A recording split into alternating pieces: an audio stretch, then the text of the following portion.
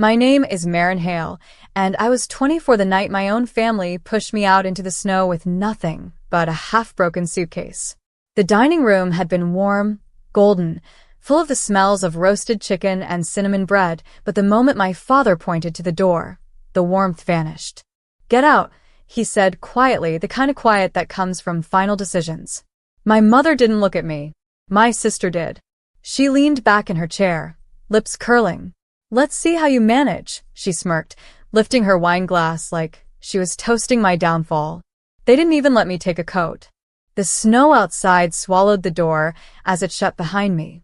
Within minutes, my fingers burned, my toes went numb, and the bench at the bus stop felt colder than the ice forming on my lashes.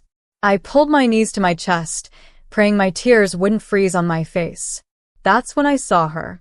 A woman, barefoot in the snow. Her skin was purple from cold, her hands shaking violently, her hair clinging to her face. She looked at me like she wasn't sure I was real. Without thinking, I slipped off my winter boots and handed them to her. My toes hit the ice, but her eyes softened as if she'd never been shown kindness before. She whispered, "Thank you." 1 hour later, headlights appeared, 20, maybe more. 19 black BMWs surrounded the bench in complete silence. And the barefoot woman stepped forward, ready to speak a sentence that would change everything. Engines hummed around me, low and synchronized, like a warning wrapped in luxury. 19 black BMWs formed a perfect circle in the snow, their headlights flooding the icy street with white fire.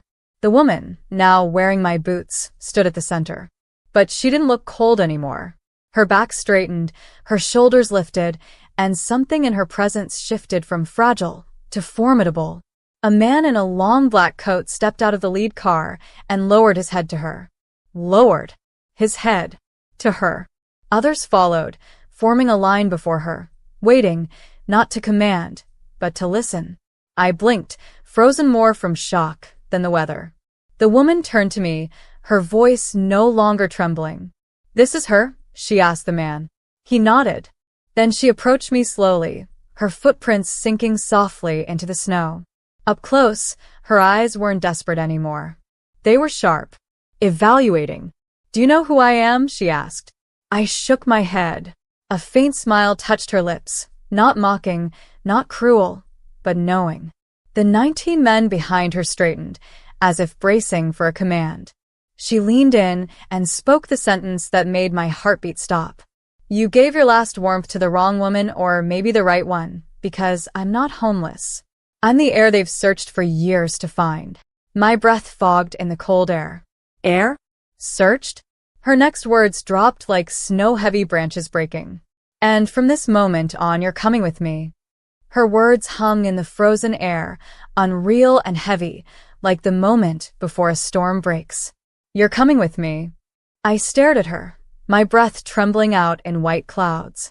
Everything about her had transformed, her posture, her tone, the unwavering authority in her eyes. She wasn't the trembling, purple-faced woman from an hour ago. One of the men opened the back door of a BMW, waiting silently. I stepped back. "Wait, why me? I don't know you." Her expression softened, almost gently. "You don't need to. Not yet." "Not yet?" She walked closer and lowered her voice, so only I could hear. "I have everything, power, loyalty, resources, but tonight, you gave me something none of them ever could." I swallowed hard. "What?" Her gaze flickered with something raw. "A choice."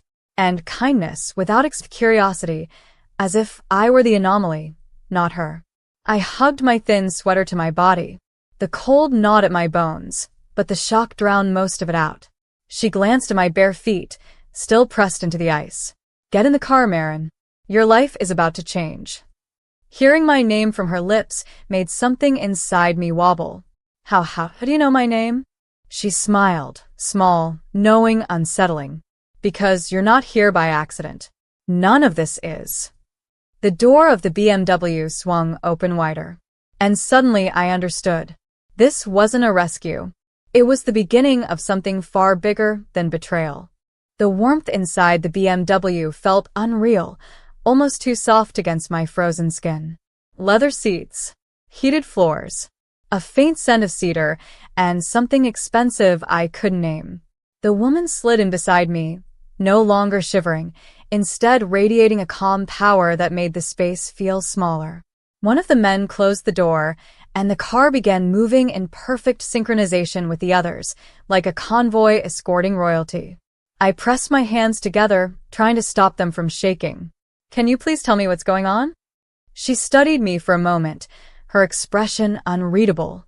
"My name is Arya Voss," she finally said. The name hit the air like a quiet strike. I'd heard it before, whispered in rumors, news headlines, business forums. A missing heiress. A ghost of a billion-dollar empire. But she continued, her voice calmer than the thoughts racing in my mind. "I disappeared 3 years ago. Not kidnapped. I walked away. Too many lies, too many people wanting a piece of me." I swallowed. "And tonight?" Her eyes softened. "Tonight, I wanted to see something real again. To feel the world without cameras, guards, obligations." She lifted her foot slightly, my boot still wrapped around it. And then a stranger gave me the only warmth she had left. I didn't know what to say. My family had thrown me out hours ago. Arya Voss, the most sought-after woman in the country, was now looking at me like I was the rare one. She leaned back, her voice lowering. "Maren, you passed a test you didn't know you were taking." The convoy turned down a long, private road. Arya glanced at me with a look that made my heart stop. "And now, I'm going to give you something your family never did." She paused. "A future." The convoy glided through tall iron gates that opened as if recognizing Arya's return.